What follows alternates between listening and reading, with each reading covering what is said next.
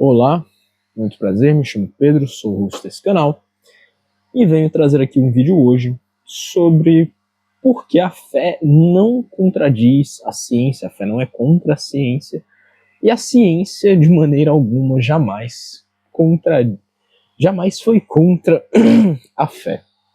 Bom, antes de mais nada, se você é novo por aqui, peço que você se inscreva no canal e deixe um like para fortalecer e para que esse vídeo chegue a mais pessoas e assim continuemos crescendo essa comunidade mais e mais, convertendo as pessoas e fazendo com que elas tenham um pensamento mais crítico e cético sobre o mundo. Bom, deixemos de enrolação e vamos direto ao ponto. No meu penúltimo vídeo, eu trouxe o tema de que a maior revolta que a geração Z podia fazer era justamente se entregar à tradição, se converter, ser cristãos verdadeiros, de coração humilde. E eu vi diversos comentários de pessoas, na verdade todos os comentários que eu possuo naquele vídeo são justamente de pessoas dizendo que Deus foi ultrapassado, de que é basicamente um conto de fadas. Mas eu acho isso muito interessante. Todas as pessoas que falam isso, elas não se dão o trabalho de pesquisar ou de estudar a história recente ou sequer a história mais antiga, desde o pós-cristianismo, que seria depois de Cristo, até hoje em dia. Essas pessoas elas não se dão esse trabalho e elas vão lá e cospem na internet de que Deus é um ser ultrapassado, é um conceito velho, e que a sociedade inevitavelmente vai se livrar do Deus morto, que seria Cristo. E eu acho isso muito interessante, para não dizer, no mínimo, revoltante. Por que eu digo isso? Porque se você é uma pessoa que entende o mínimo de história, você vai saber que a maior parte dos grandes cientistas da história eram cristãos católicos devotos. Existe uma diferença entre você ser um cristão, você se colocar como um católico, mas você participar de maçonaria, você participar de seitas diferentes, você participar, por exemplo, de diversas outras vertentes que levam, por exemplo, à perdição, só por um título de dizer-se que é cristão para a época, e você ser de fato um cristão devoto, você ser um católico devoto. Você defender a fé e você buscar justificar a fé católica para os outros que não são. E parando para pensar, eu vejo que boa parte das pessoas elas não conhecem da própria história a qual as formou. A qual, por exemplo, a teoria mais popular hoje em dia para as pessoas que são a favor da ciência, mas que não estudam, é justamente o fato delas utilizarem a teoria do Big Bang. Elas utilizam a teoria do Big Bang para dizer, a gente sabe que o universo teve uma origem. Então, se o universo teve uma origem, logicamente foi o Big Bang. Não tem nada a ver com Deus. E é muito interessante você parar para pensar sobre as pessoas falando isso, porque quem desenvolveu a teoria do Big Bang foi um padre Lemaitre. E as pessoas falam isso com o peito cheio, gritando aos pulmões para fora, dizendo, mas o universo teve um início em algum ponto.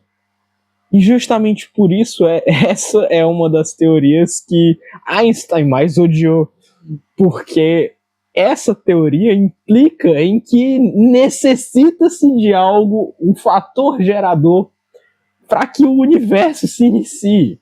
Não dá para você dizer que o nada cria nada. Porque se você assumir essa lógica, você está assumindo que um tigre pode aparecer aqui agora e me devorar.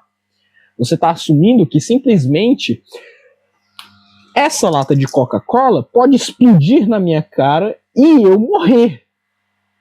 Tudo bem, existem causa e efeito, mas não existe a possibilidade de coisas simplesmente acontecerem do nada.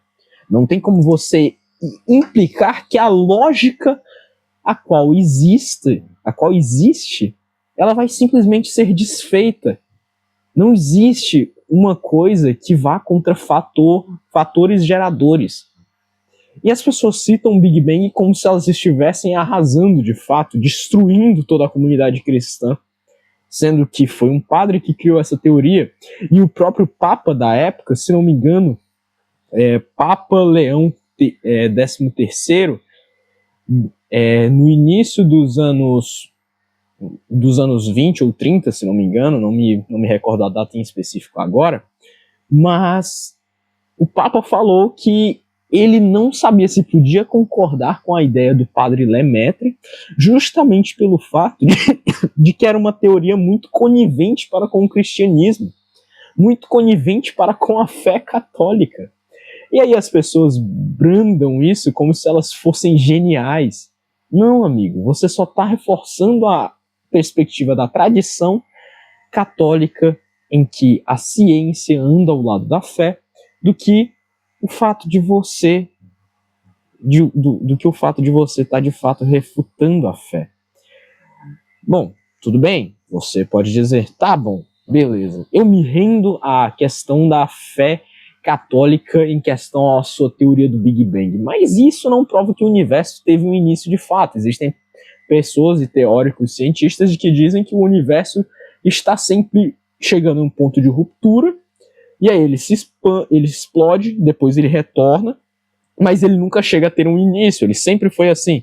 E tudo bem, quanto a isso eu não tenho que argumentar, eu não sou um cientista, eu só estou refutando falácias.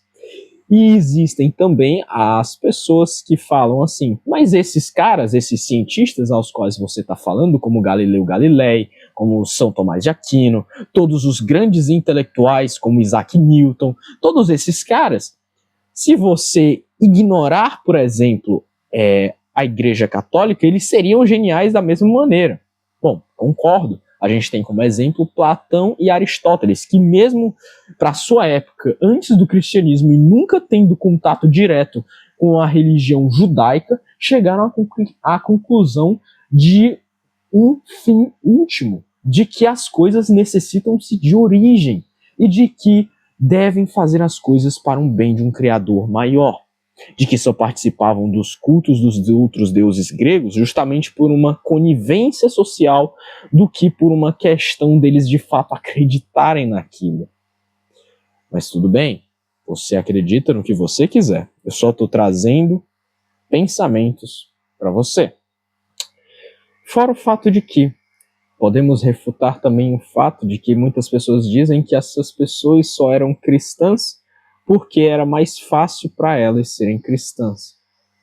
De certa maneira era, de fato, é mais fácil você conviver numa sociedade cristã católica, você sendo um cristão católico. Mas essas pessoas não eram perseguidas por isso. Um ser genial para aquela época continuaria sendo um ser genial. Uma pessoa extraordinária continua sendo uma pessoa extraordinária, independente do tempo. A questão é que mesmo essas pessoas não se rebelaram contra a igreja. Elas viram a genialidade que possuía por trás da instituição e elas se renderam à fé.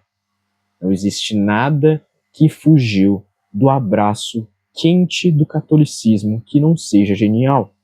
A questão é que as pessoas estão tão afoitas, tão presas no conceito de irem lá e atacarem a igreja, de dizerem que somos hereges, que somos pessoas ruins, que estamos deturpando a palavra de Deus quando a palavra originalmente era transgredida.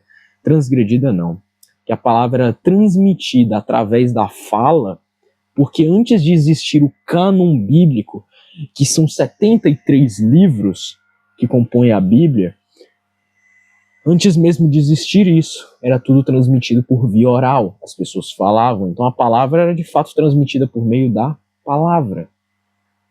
Entendeu? Depois elas foram escritas, depois as pessoas passaram a escrevê-las.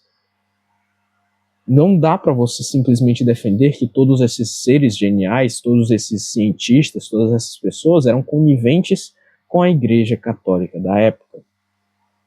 Não dá para você dizer isso, não dá para você defender isso, mesmo que você queira muito. É uma questão simples. Existiram diversas outras pessoas que se rebelaram contra a fé, que fizeram revoltas, mas essas pessoas não demonstravam um histórico genial, por exemplo. Elas não demonstravam uma essência de fato serem pessoas que poderiam trazer uma mudança para a sociedade. E aí, quando você se depara com isso, você prefere tapar os seus olhos, tapar os seus ouvidos e fingir que não viu e nem escutou nada, porque é mais fácil para você continuar sem pensar do que você de fato buscar a raiz daquele pensamento, você buscar quem colocou, quem inculcou aquilo na sua cabeça e você desfazer fio por fio desse emaranhado gigante que você tem. Você acha que é tão simples assim você refutar os pais da igreja, você refutar a patrística, você refutar a tradição, você refutar 2000 anos de história em que se mantiveram estritamente dentro da lógica e você simplesmente dizer que está tudo errado, em que você dizer que as pessoas vão superar a Deus, de que as pessoas vão mudar. Você ignora a história, você ignora as pessoas que passaram, você ignora os fatos dos maiores cientistas que já viveram na Terra. Você ignora tudo isso e você diz que Deus foi superado, sendo que a pessoa mais icônica a ter essa frase, Nietzsche, era um homem que não chegava a ser um ateu de fato, era um gnóstico, porque ele não tinha certeza se Deus existiu ou não. A sua frase Deus está morto refletia muito mais um conceito da sociedade, das pessoas estarem decadentes, estarem distantes de Deus, do que de fato uma crença pessoal. E aí você continua repetindo esses bordões como se eles fossem autoexplicativos, como se essas pessoas de fato estivessem simplesmente deixando de acreditar em aquilo que elas de fato veem para defender a sua fé na descrença, a sua fé em acreditar que nada existe. E no fim você precisa de mais fé para acreditar que o nada gerou tudo do que acreditar que algo gerou tudo. Bom, defenda-se, mostre seus argumentos. E se eu criei uma dúvida na sua cabeça, saiba que Cristo está em todo lugar. Está na Bíblia, está nas missas, está onde você menos espera. No abraço de uma mãe, no aperto de mão de um amigo. E ele está lá para poder te ajudar, para poder te explicar, para poder te mostrar que a tradição está viva, que ela está mais forte do que nunca.